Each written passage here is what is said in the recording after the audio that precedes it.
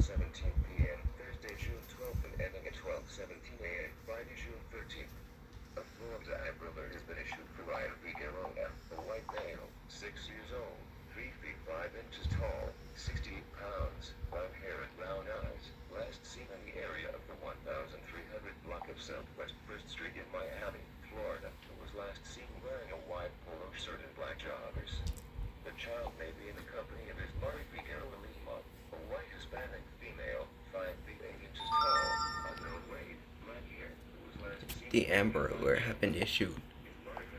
Okay. They may be traveling in a 2012 black Chevy Yes. Equinox. Florida tag number is 29. If you have any information on the whereabouts of this child, please contact the Miami Police Department at 305-577-996. Yes. Sorry guys, I was talking to my grandma. 911.